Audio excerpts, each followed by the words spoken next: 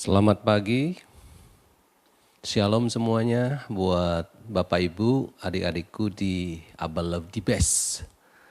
Hari ini senang sekali berjumpa dengan saudara dan saya percaya selalu ada kasih karunia Tuhan menopang perjalanan iman saudara.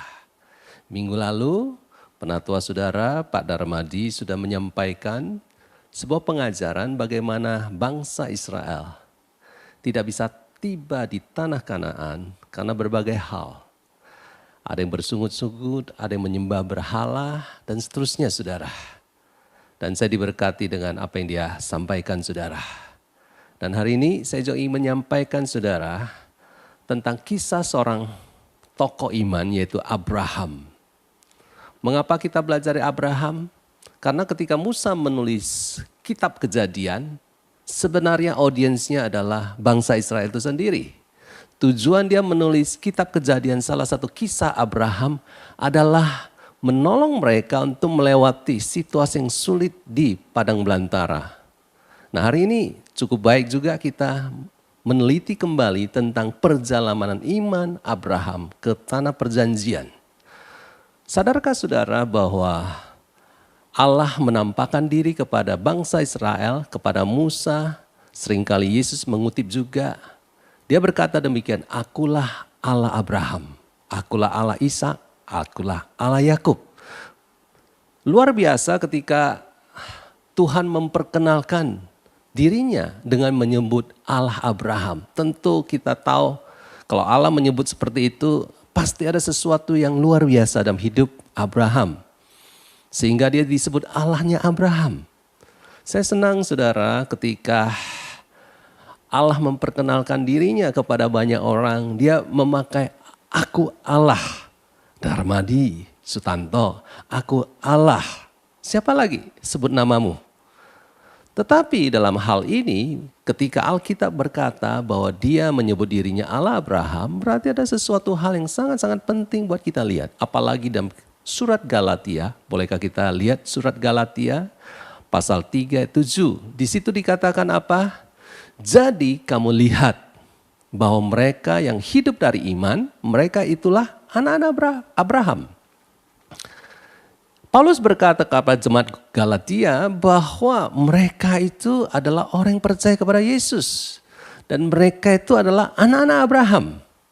Kalau mereka yang percaya dan hidup dari iman kepada Yesus Kristus disebut anak Abraham, berarti saudara juga adalah anak Abraham. Artinya sudah perlu mengenali Bapamu, Bapa rohani, tidak pernah engkau ketemu lihat wajahnya, tetapi engkau bisa mengerti kisahnya. Nah, mari kita mulai dengan sebuah ayat. Di dalam kitab Ibrani, surat Ibrani lebih tepatnya, Ibrani pasal 11 ayat 8. Ibrani 11 ayat 8, kalau sudah buka Alkitab sudah boleh, kalau tidak sudah bisa melihat di layar saudara. Bolehkah kita baca sama-sama? 1, 2, 3. Ibrani 11 ayat 8. Karena iman Abraham taat ketika ia dipanggil untuk berangkat ke negeri yang akan diterimanya menjadi apa? Milik pusakanya. Lalu ia berangkat dan tidak mengetahui tempat yang ia tujui. Mengapa saya sebut perjalanan Abraham adalah perjalanan iman? Penulis surat Ibrani berkata karena iman. Karena apa? Iman. Bukan karena kasih, bukan karena apapun, karena iman. Iman terhadap apa? Iman seringkali berbicara tentang janji Tuhan, mempercayai janji Tuhan. Tetapi iman jauh melebihi kita mempercayai janji Tuhan. Iman berbicara pengenalan saudara terhadap siapakah Tuhan yang memanggil saudara. Iman berbicara seberapa jauh sudah mengenal sifat Allah, pribadi Allah, rencananya. Karena banyak orang taat karena terpaksa. Banyak orang ikut Tuhan karena harus. Banyak orang berhenti berbuat dosa karena takut konsekuensi dosa itu sendiri. Nah, beda. Abraham taat karena iman. Seringkali kita mendengar seseorang berkata, saya beriman. Tahun depan saya akan punya rumah. Saudara, dia beriman terhadap apa yang dia inginkan. Itu bukan iman. Iman bicara seseorang mendengar suara Tuhan dan melakukannya. Itulah iman. Sekalipun dia tidak melihat, dia taat. Itulah iman. Jadi saudara, kalau hari ini saya bisa berdiri di depan saudara, saya belajar seperti Abraham. Abraham taat tanpa ia tahu kemana ia akan pergi. Daerahnya di mana, tempatnya di mana, negerinya di mana suruh beri sebuah, di mana Tuhan beri dia sebuah perintah, pergilah. Ya, kalau sudah baca di dalam Kejadian 12 jelas sekali. Kejadian 12 ayat 1. Berfirmanlah Tuhan kepada Abram, pergilah. Pergilah dari negerimu dan dari sanak saudaramu dan dari rumah bapakmu ke negeri yang akan kutunjukkan kepadamu. Saudara, ketika saya memberi saudara sebuah tiket pesawat dan saya beritahu saudara, kamu naik pesawat airline ini. Dan ketika saudara lihat tiket pesawat ini, saudara tidak tahu tujuannya kemana. Pasti saudara susah melakukan perintah saya. Karena tidak jelas. Tidak jelas. Tujuannya kemana tidak jelas. Yang penting berangkat. Demikian juga Abraham. Tetapi karena ada iman, karena dia mengenal siapa yang berbicara kepada dia, walaupun mungkin sedikit kabur waktu awalnya, tapi dia melangkah. Kalau saya beri tiket kepada anak saya, dan saya kasih tahu, kamu berangkat, naik pesawat nih. Dan dia lihat tujuannya kemana, karena dia kenal hati saya, Bapak yang baik, Bapak yang tidak mencelakakan dia tetap naik. Walaupun dia tidak tahu akan dibawa kemana. Itulah iman. Sudah dalam berbagai situasi sulit, itulah tandanya sudah beriman atau tidak. Banyak orang dalam situasi pergumulan hidupnya, dia tidak mendapat jawaban doa. Dia tidak mendapat solusi buat keuangannya. Kondisi rumah tangganya, kondisi hubungannya dengan anaknya. Tetapi disitulah terlihat dia makin mengenal Allah atau tidak. Kalau dia bersungut-sungut, dia menyalahkan Allah, dia sebenarnya bukan orang yang percaya kepada Tuhan sepenuh hati. Karena percaya berbicara bagaimana saudara mengenal dia. Nah, itulah sebabnya kalau saya berdiri di depan saudara, saya tidak pernah bermimpi jadi seorang penatua. Tidak pernah bermimpi untuk khotbah hari ini. Tidak pernah ada di pikiran saya kerja di kantor gereja. Mengapa hari ini saya ada? Karena saya belajar, saya melangkah sebuah langkah iman. Ketaatan adalah sebuah langkah iman. Ketaatan adalah ketika sudah melangkah tanpa saudara tahu lebih jauh langkah berikutnya seperti apa. Tapi sudah tetap melangkah satu langkah karena sudah mempercayai firman Tuhan. Sudah percaya otoritas sebagai wakil kekuasaan Allah. Wakil dari Allah. Ketika pemimpin saya waktu itu berkata kepada saya, kamu bersama Pak Agus Sugianto, Pak Hindra Salim, jadi gembala area di Abalef Selatan, kita kira-kira 1997 ya. Saya melangkah, walaupun saya tidak suka. Walaupun saya tidak suka menggembalakan, saya lebih senang mengajar, ya atau saya lebih senang project daripada urusin manusia. Urusin manusia menurut saya butuh pemahaman, butuh pewahyuan, butuh pembentukan Tuhan buat hidup saya. Tetapi karena saya belajar satu hal, ada sebuah perintah dari pemimpin, lebih tepatnya bukan perintah, dorongan. Dan saya mempercayai hati pemimpin saya melangkah. Kalau saya tidak melangkah waktu itu 97, mungkin hidup saya berbeda hari ini. Oleh sebab itu saya dorong saudara, belajarlah taat terhadap firman Tuhan. Sekalipun sudah tidak tahu apa yang akan terjadi. Tahun 2021 apakah vaksin akan menyelesaikan persoalan? Tahun 2022, 2025 dan seterusnya 10-20 tahun lagi bagaimana saudara lihat 10-20 tahun ke depan, Alkitab meramalkan banyak penganiayaan, banyak penderitaan, banyak goncangan. Jadi saudara, mengapa kami mengajarkan pelajaran ini? Karena kami tahu bahwa banyak orang Kristen tidak siap diguncang. Tidak siap menghadapi pandemi, tidak siap menghadapi kesulitan hidup, tidak siap menghadapi penganiayaan. Sehingga banyak orang mundur ketika mereka menghadapi situasi sulit. Mereka menyalahkan Tuhan, menyalahkan keadaan, bisa juga menyalahkan keluarganya sendiri. Nah hari ini lihatlah kisah Abraham, kisah Bapa orang percaya akan menolong kita sampai kepada tanah perjanjian. Tanah perjanjian itu apa? Tanah perjanjian bukan bicara sekedar tanah alamiah Israel, pasti kita tidak setuju. Tanah perjanjian bicara bukan sekedar berkat Tuhan di mana saudara sudah disediakan oleh Allah. Lebih jauh lagi tanah perjanjian bicara tentang sesuatu yang sifatnya rencana Allah di akhir zaman ini. Rencana Allah buat gerejanya bukan sekedar buat engkau. Gereja Tuhan adalah tujuan Allah sebelum dia datang kedua kali. Artinya dia mau mendewasakan gerejanya. Tidak boleh jadi gereja kanak-kanak. Tidak boleh jadi orang Kristen kanak-kanak. Terus menerus dalam hidup kita. Kita harus berubah hidup kita. Tujuan hidup kita harus berubah. Bukan saja sekedar hidup nyaman di dunia ini. Tetapi bagaimana saudara dan saya menggenapi rencana Allah. Bukankah tanah perjanjian ada sebuah rencana Allah? Rencana Allah dalam hidupmu adalah engkau menggenapi rencana dan panggilan Tuhan. Oke.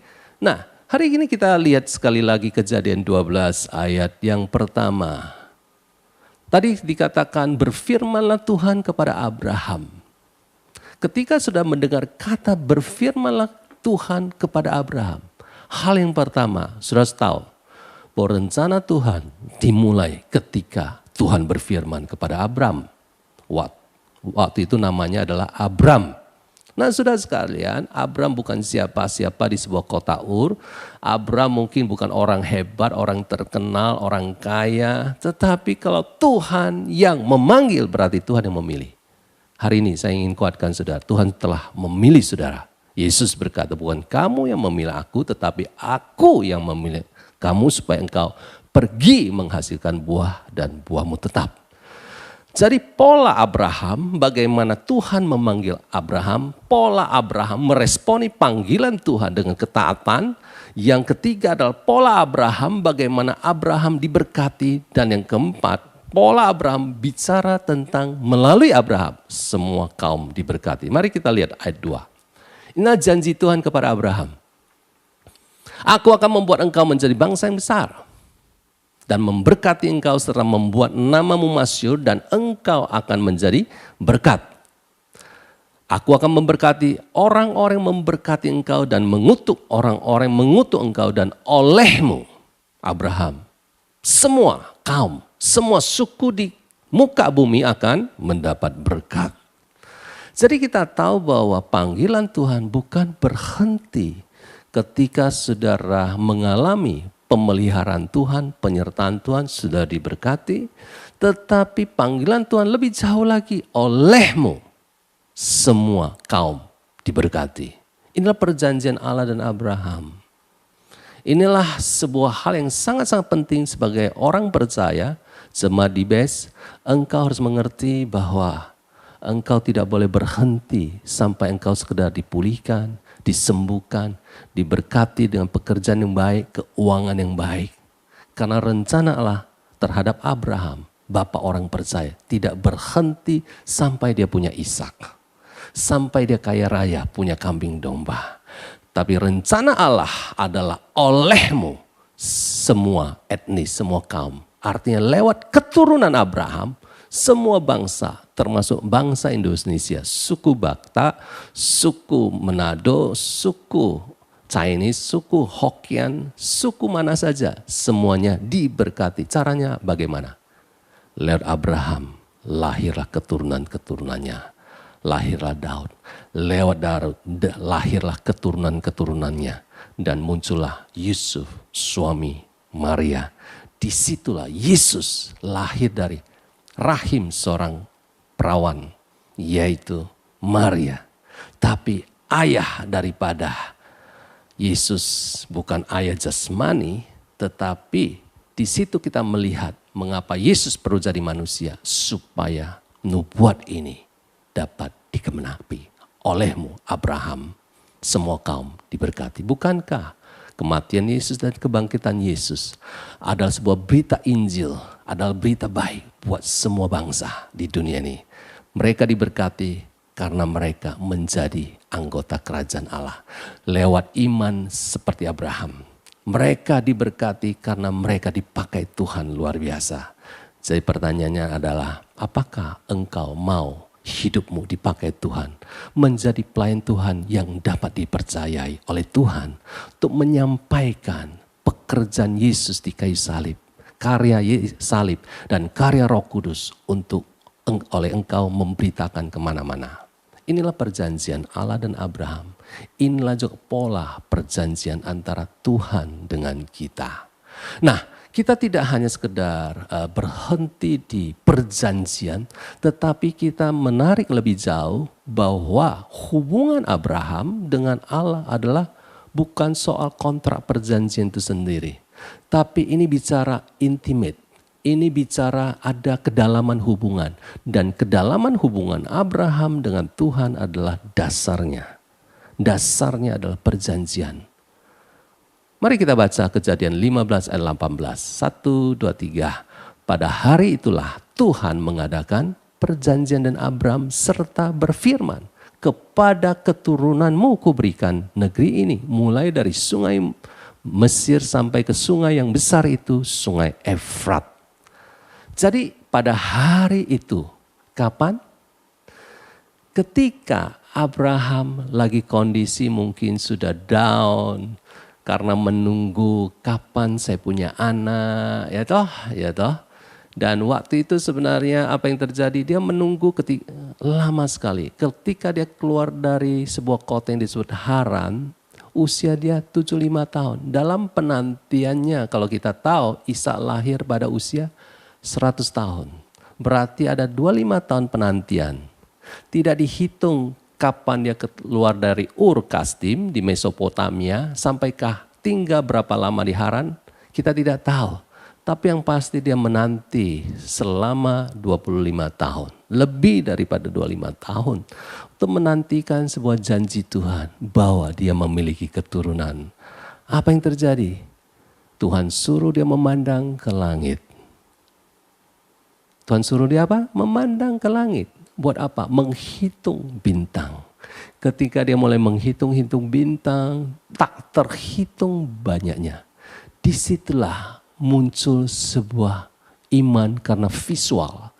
Iman melihat bintang-bintang ketika disuruh Tuhan menggambarkan keturunannya. Padahal dia gak punya apapun. Dia gak punya anak waktu itu. Di sanalah Tuhan mengadakan perjanjian dengan dia. Setelah dia percaya, ya aku percaya. Keturunan saya begitu banyak. Tuhan mengadakan apa? Perjanjian. Artinya ketika Tuhan berkata kepada dia di Kejadian 12. Tuhan sudah menyampaikan isi perjanjiannya. Ketaatan Abraham terhadap apa yang dia janjikan.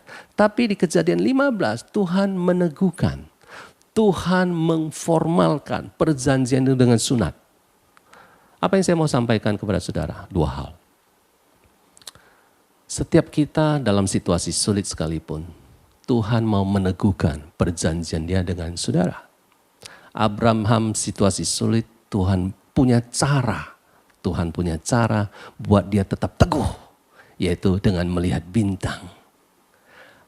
Saya ingin katakan kepada saudara, Bapakmu di surga mau dan ingin dan sedang meneguhkan apa yang engkau sedang lihat ke depan. Rencana Allah yang besar. Ketika engkau down hari ini, engkau sedih, engkau kecewa, engkau stres, depresi sekalipun. Dengar, Bapakmu di surga lihat apa yang engkau alami hari ini. Dia ingin menguatkan saudara. Amin. Tapi bukan hanya itu dari unsur Bapa surgawi. Tapi dari kita harus masuk lebih dalam apa yang saya sebut hubungan perjanjian. Hubungan kita dengan Tuhan bukan hanya sekedar anak dengan Bapa. Hubungan kita dan Tuhan bukanlah murid dengan gurunya. Dengan kurios Tuhan dan jemaatnya. Tetapi hubungan kita dengan Tuhan haruslah landasannya adalah sebuah perjanjian. Dasarnya di mana? Efesus 5 ayat 32. Ketika Paulus berbicara dari Efesus 5:22 sampai 32, dia bicara tentang suami istri. Hai istri-istri, tunduklah kepada suamimu seperti Kristus. Ya kan? Hai suami-suami, kasihlah suami istrimu seperti apa? Kristus. Nah, kemudian dia berkata dalam Efesus 5 ayat 32, rahasia ini besar, tetapi yang aku maksudkan ialah apa? Hubungan Kristus dengan gerejanya, dengan jemaatnya. Ketika kita bicara tentang pernikahan suami istri, ini bukan bicara tentang sebuah formalitas saja. Hubungan seorang pria dan seorang wanita dilegalkan dalam sebuah pernikahan, sehingga lahirlah keturunan. Bukan. Tetapi Alkitab sangat jelas berkata bahwa pernikahan adalah sebuah hubungan perjanjian antara siapa? Saya dan Sunlan. Sunan dan saya. Hubungan saudara dengan pasanganmu. Mengapa ini penting? Karena seperti ini. Apapun yang terjadi dalam hubungan suami istri selalu ada gejolak. Badai, gelombang, angin, hujan, petir, halilintar. Situasi yang akan menguji hubungan kasih. Kedalaman hubungan kasih itu berapa dalam, berapa kuat fondasinya. Sama, hubungan kita dan Tuhan selalu ada ujian. Ujian menerpa hubungan ini. Abraham mengalami ujian penantian. Ujian penantian. Dia menanti kapan dia punya anak. Oleh sebab itu, kita mengajar bahwa hubungan kita dan Tuhan adalah sebuah hubungan perjanjian, ada maksudnya. Saya melihat banyak orang-orang hebat pada zaman saya mahasiswa, waktu saya karyawan. Orangnya ternyata hari ini sudah tidak hebat lagi. Enggak jelas apakah dia masih ikut Tuhan Yesus sungguh-sungguh atau tidak. Bisa dia ikut bisnisnya lebih sungguh. Dia bisa ikut dunianya lebih sungguh. Ya toh? Hal-hal yang sifatnya kesuksesan lebih sungguh daripada memegang perjanjian bahwa aku akan menjadi pelayan Kristus yang setia, yang dapat dipercaya untuk menggenapkan panggilan Tuhan dalam hidup saya. Saya ingin katakan kepada saudara, pandemi ini adalah sebuah ujian buat gereja Tuhan. Pandemi ini adalah sebuah ujian buat gereja-gereja. Apakah kita sedang membangun gereja Tuhan dasarnya emas, perak atau batu permata? Mengapa Abba Love banyak membangun jemaat di atas dasar komunitas? Karena kita tahu bahwa komunitas adalah sebuah hubungan. Gereja adalah sebuah hubungan, bukan acara hari Minggu, bukan acara komsel. Ketika pandemi datang, yang dia rusak adalah hubungan. Hubungan satu sama lain sebagai anggota jemaat. Saya belajar satu hal, saya nggak akan ikutin flow ini.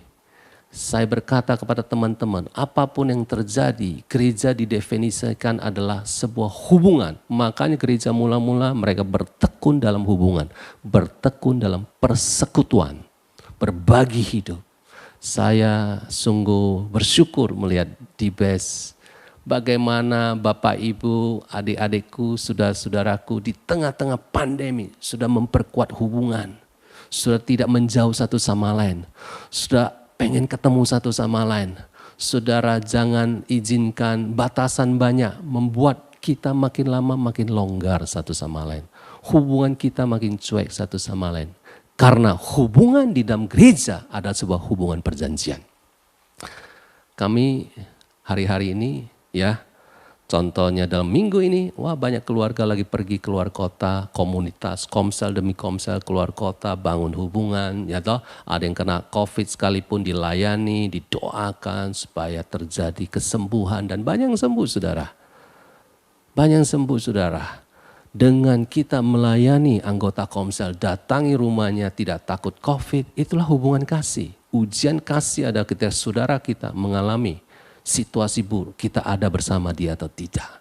Makanya saya dorong jemaat Tuhan, ya bulan ke depan, ya bulan-bulan ke depan, saudara nanti penatua sudah akan umumkan ya supaya ada ibadah offline. Sudah datang, jangan takut. Sudah datang bersekutu satu sama lain. Ada protokol nanti bisa dilakukan, menjaga jarak, pakai masker. Tetapi kalau kita sudah jarang ketemu, jarang ngobrol, bagaimana kita bisa membangun satu sama lain? Bagaimana kita dipakai untuk meneguhkan satu sama lain? Memang kisah Abraham bicara satu hal yang luar biasa. Allah menampakkan diri, Allah meneguhkan Abraham terus menerus. Tetapi pada zaman perjanjian baru, saudara, engkau dipakai Tuhan untuk meneguhkan saudaramu yang lain. Ya, artinya Tuhan bisa menampakkan diri kepada tiap-tiap orang, bisa seperti kejadian Abraham, tapi dia memakai gerejanya satu sama lain untuk membangun satu sama lain. Makanya 1 Korintus 14 ayat 26 berkata begini, apabila engkau berkumpul bersama-sama, apa yang harus dilakukan? Tiap-tiap orang mempersembahkan sesuatu, aktif memberi. Untuk apa? Ada yang beri pengajaran, ada yang beri pujian, mazmur, pewahyuan, pernyataan Allah untuk membangun. Oleh sebab itu, sekali lagi saya dorong saudara, gereja Tuhan tidak boleh hilang persekutuan yang dalam satu sama lain. Nah, ketika ada ujian penantian di dalam hidup Abraham, dia menanti-nantikan kapan dia punya anak. Alkitab mencatat pada usia 85 tahun terjadilah sebuah pembicaraan. Dalam sebuah hubungan perjanjian selalu ada ujian. Ini yang orang Kristen tidak sadari. Bagaimana Tuhan ingin melihat setiap kita yang memegang perjanjian itu teguh atau tidak. Sama dalam hubungan suami istri selalu ada ujian. Ujian bukan menjatuhkan saudara, tidak. Ujian membuat saudara makin mengenal siapa yang memulai perjanjian itu. Allah yang memulai perjanjian dengan saudara. Amin saudara. Allah yang memulai perjanjian dengan Abraham. Suami istri, engkau saling memulainya. Tapi di situ ujian.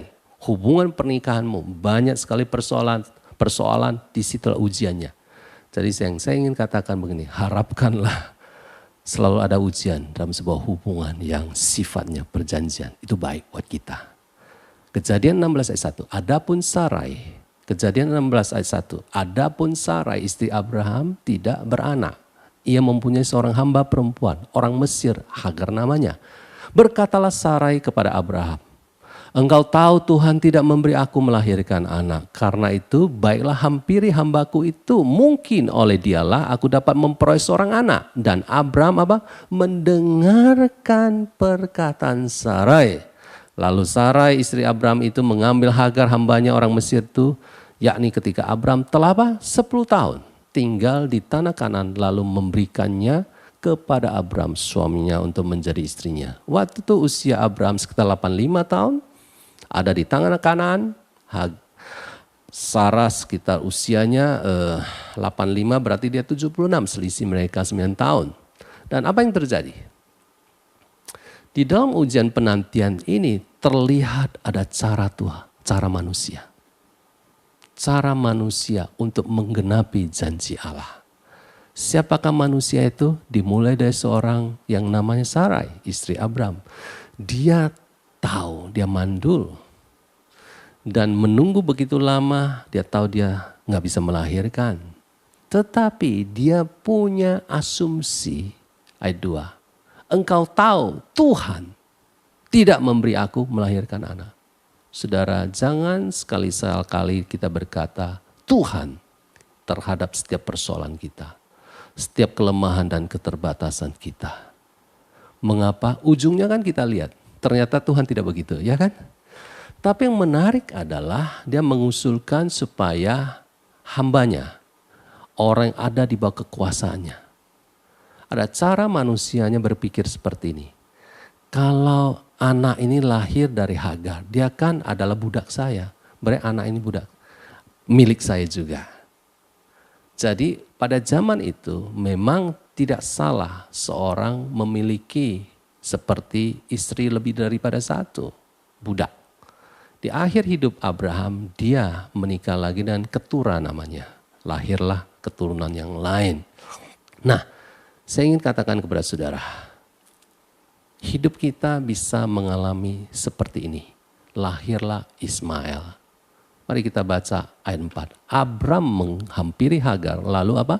Mengandunglah perempuan itu. Ketika Hagar tahu bahwa ia mengandung, maka ia memandang rendah akan nyonyanya itu.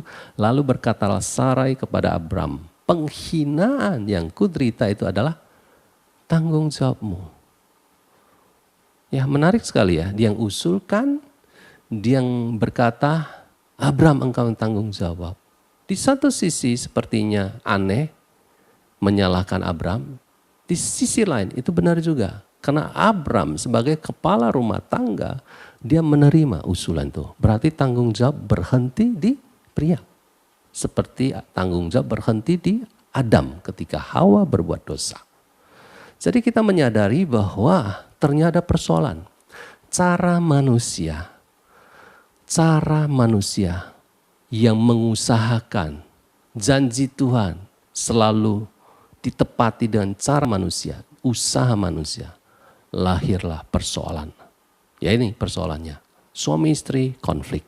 Akulah yang memberi hambaku kepada pangkuanmu, tetapi baru saja ia tahu bahwa Hagar mengandung, ia memandang rendah akan aku. Tuhan kiranya menjadi apa? Hakim. Nah, tiap kali ada persoalan kita libatkan Tuhan. Tuhan jadi hakimlah antara aku dan engkau. Kata Abram kepada Sarai, hambamu ini di bawah kekuasaanmu. Perbuatlah kepadanya apa yang kau pandang baik. Lalu Sarai menindas Hagar sehingga ia lari meninggalkannya. Apa yang kita mau sampaikan kepada saudara? Ini pembelajaran yang sangat penting. Mengapa? Karena setiap kita dalam perjalanan iman kita menggenapi panggilan Tuhan, kita bisa salah ambil keputusan. Ketika keputusan suami atau keputusan istri salah, janganlah saling menyalahkan. Jangan. Do not blame each other. Karena ketika saudara menyalahkan satu sama lain, di situ kekalahannya. Sebaliknya ketika ada kesalahan, keputusan yang lahir karena daging, sudah minta ampun kepada Tuhan. Dan sudah sepakat dengan istrimu atau suamimu. Minta apa saja, kata Yesus, sepakat. Di situ ada kuasa Tuhan bekerja. Amin. Hari ini kita mau melihat kisah Ismail, kisah Ishak ditulis kembali oleh Rasul Paulus, mengambil prinsip rohaninya dari kesalahan Hagar dan kesalahan Abraham. Galatia 4 ayat 29, mari kita baca. Galatia 4, 29 sampai 30. Tetapi seperti dahulu dia yang diperanakan menurut daging menganiaya yang diperanakan menurut roh. Demikian juga sekarang ini. Tetapi apa kata nas kitab suci? Usirlah hamba perempuan itu beserta apa? Anaknya, sebab anak hamba perempuan itu tidak akan menjadi ahli waris bersama-sama dengan anak perempuan merdeka itu. Kita melihat Rasul Paulus dalam pewahyuan di dalam perjanjian baru, selain dia berkata tentang bangsa Israel melewati padang belanta di bawah awan dan melewati Laut Merah, gambaran tentang perjalanan orang percaya. Demikian juga gambaran Ismail adalah gambaran daging. Ismail ada anak yang lahir dari daging. Sebaliknya Ishak, kata Alkitab, diperanakan menurut apa? Roh. Oke. Apa itu lahir dari daging? Seperti saya katakan, Hagar, lebih tepatnya Sarah, coba menolong Tuhan. Dia tidak sabar menanti, ya. Ada restoran namanya sabar menanti. Mereka tahu pengunjung harus sabar menanti. Ujian tidak sabar bisa terjadi dalam keputusan bisnismu. Ujian tidak sabar bisa terjadi dalam hal pelayanan. Banyak orang ingin berbuah banyak. Banyak orang ingin mengembangkan gerejanya dengan cepat dengan cara-cara lahiriah. Cara-cara daging. Cara-cara manipulasi perasaan manusia. Ya, memperbaiki yang sifatnya dari luar. Suasana kebaktian lah, ya, atau penyambutan, semua diperbaiki. Bagus. Tetapi sadarkah saudara, pertemuan jemaat bukan soal membuat orang menikmati pertemuan ibadah hari Minggu, bukan. Pertemuan ibadah hari Minggu, pertemuan jemaat adalah momen di mana ada pengajaran, ada pernyataan Allah, ada membangun satu sama lain. Itu yang lebih penting daripada hal-hal lahiriah. Jadi saudara, cek apapun yang saudara lakukan, apakah saudara memutuskan segala sesuatu karena tidak sabar menanti, lahir dari usaha manusia, lahir dari pikiran manusia seperti Hagar, dia berpikir ini anak pembantu saya, ini anak budak saya nanti lahir, itu milik saya. Dan ujungnya adalah menimbulkan apa? Pertikaian, bukan hanya antara Abraham dan Sarah, tetapi juga pertikaian sampai hari ini antara keturunan Ismail sampai sama keturunan Ishak. Setahu bangsa Arab sampai hari ini tidak pernah akur dengan bangsa Israel dan sebaliknya. Hari ini saya mendorong saudara, biarlah saudara tetap belajar hidup dan mengambil keputusan lahir dari roh. Apa itu lahir dari roh? Atas dasar janji Tuhan. Walaupun janji Tuhan lama dinantikan, saudara menabur dengan air mata, ya, atau menggembalakan orang lain, berbuat baik terhadap seseorang, menghormati orang tua, ya, atau menghormati pemimpinmu, saudara. Saudara menabur kebenaran, tapi saudara tidak melihat hasilnya mana. Terus lakukan itu. Sekalipun orangnya tidak berubah, yang penting saudara tetap taat. Amin. Saudara tetap taat, saudara lakukan bagianmu. Karena itu adalah persoalan engkau dan Tuhan. Inilah hubungan perjanjian. Hubungan perjanjian ada hubungan sangat private, sangat pribadi. Aku lakukan ini buat Tuhan.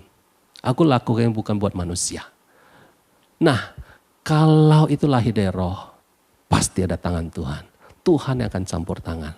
Dan cara campur tangan Tuhan dalam hidup Abraham dan Ishak lahir dari ketidakmungkinan, kemustahilan.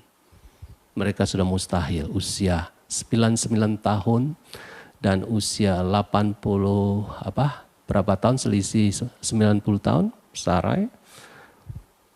Tidak mungkin lagi punya anak. Sarai sudah berhenti haid. Tapi itu terjadi.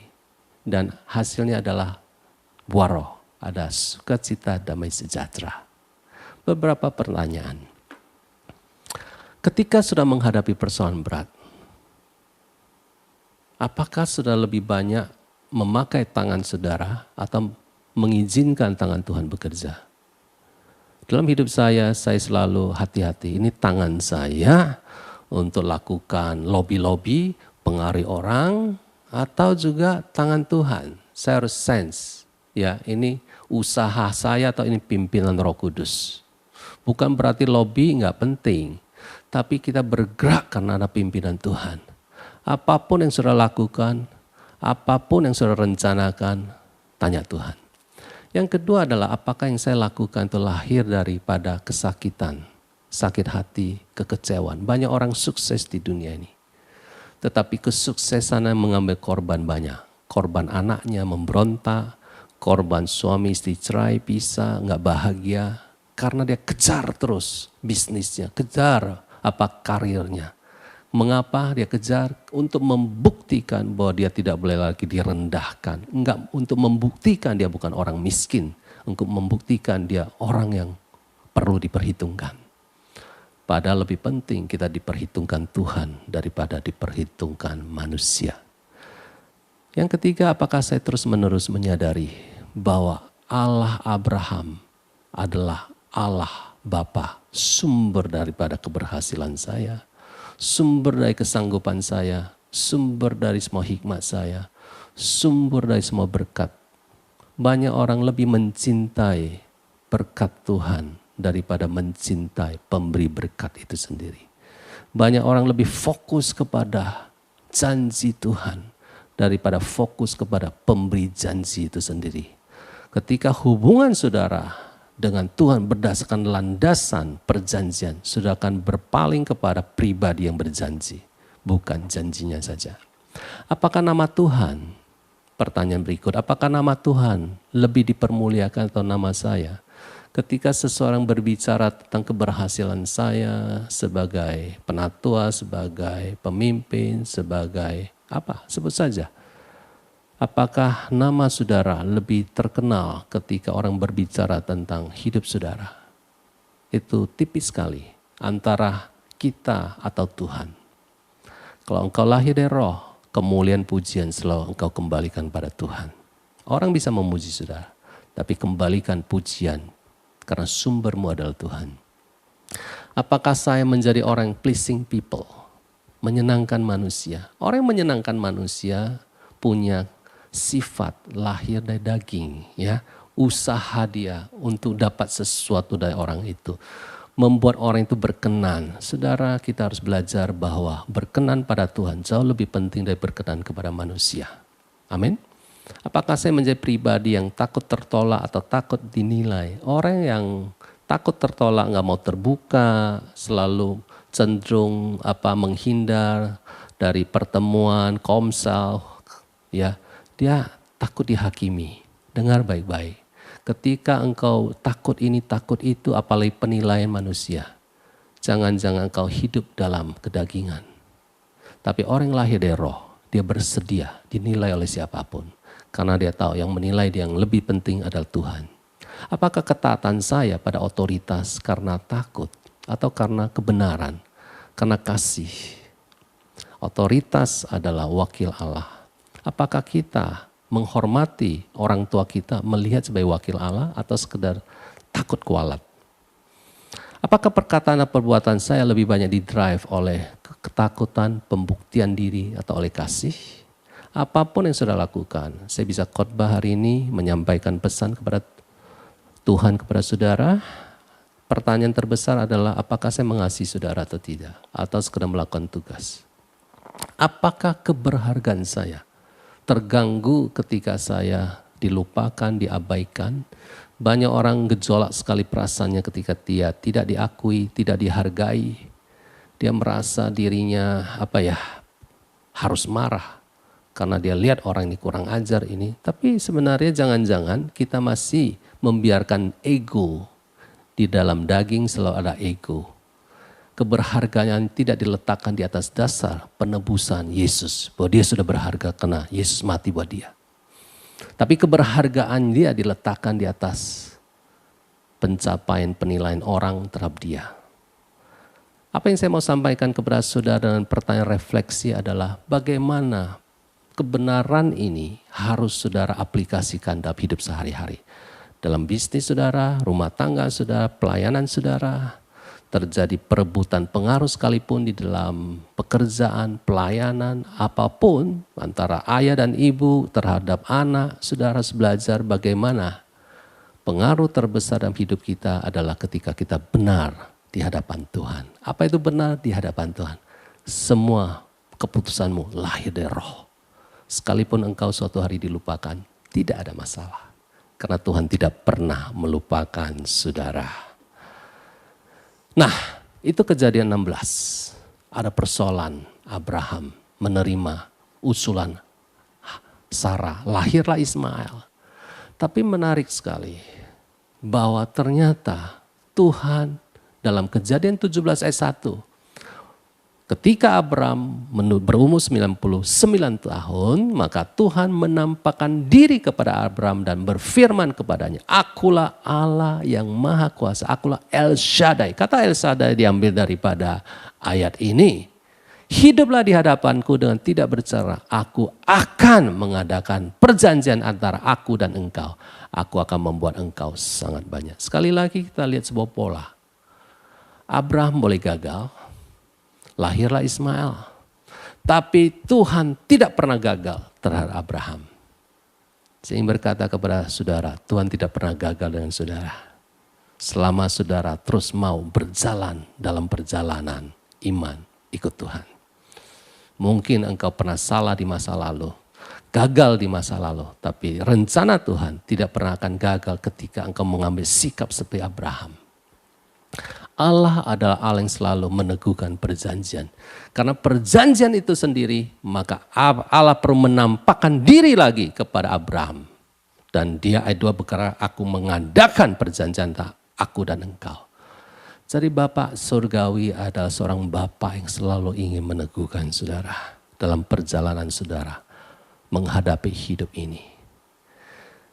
Nah, ketika kita mengerti hal-hal ini, kita perlu bersyukur hari ini bahwa setiap kita sudah melewati banyak hal.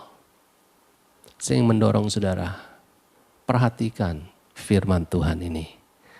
Bahwa ketika saudara seperti Abraham lakukan hidup benar di hadapan Tuhan, Allah yang maha kuasa ini akan menyatakan dirinya. Apa yang terjadi? Kita tahu Ishak lahir. Ishak lahir. Tapi bukan hanya Ishak lahir. Ada ujian berikutnya, ujian kepemilikan, ujian kasih. Di setiap hubungan perjanjian selalu ada ujian. Di tengah-tengah ujian, Allah ingin meneguhkan saudara. Karena Allah tidak mau gerejanya gagal. Allah akan intervensi dalam hidup gereja Tuhan. Allah akan intervensi dalam hidup orang percaya. Bahwa engkau bukan orang gagal, tapi engkau adalah orang-orang yang menang. Menang terhadap ujian, menang terhadap persoalan. Karena rencana Allah adalah olehmu semua kaum di muka bumi. Lewat kehadiranmu di dunia ini, semua orang diberkati. Amin saudara. Bolehkah kita berdoa hari ini? Mari kita tundukkan kepala kita. Bapa di surga, hari ini kami menyatakan bahwa ada rencana Allah yang besar. Di mana setiap kami akan dipakai oleh Tuhan. Setiap kaum akan diberkati lewat hidup kita. Hari ini kami mau memulai hidup kami dengan ketaatan. Kami mau taat terhadap suara Tuhan. Kami mau taat terhadap perintah Tuhan. Kami mau taat kepada firman Tuhan karena iman, bukan karena harus. Karena iman, karena kami mengenal bahwa Bapa di surga kalau memberikan firman dan perintahnya, tujuannya supaya kami bisa menjadi orang yang dipakai oleh Tuhan luar biasa seperti Abraham.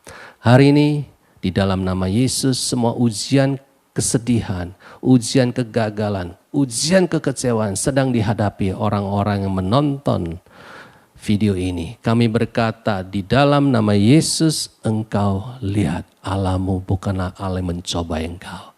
Allahmu mengizinkan ujian ini untuk supaya engkau makin mengenal dia. Hari ini bangkit dalam nama Yesus. Bangkit dalam nama. Buang semua pikiran negatif. Jangan lagi saling menyalahkan satu sama lain. Engkau harus bertekun di dalam persekutuan dengan orang percaya. Carilah seseorang untuk menolong saudara. Carilah komunitas untuk membangun saudara. Hari ini Tuhan sedang membangun gerejanya dan dia tidak pernah gagal. Hari ini kami nyatakan ada berkat Tuhan, ada pewahyuan Tuhan, ada terang Tuhan menyinari setiap orang yang mendengar firman ini. Sehingga mereka tetap berjalan dalam kesetiaan mereka kepada perjanjian dengan Allah. Di dalam nama Yesus Kristus kami bersyukur. Amin. Amin.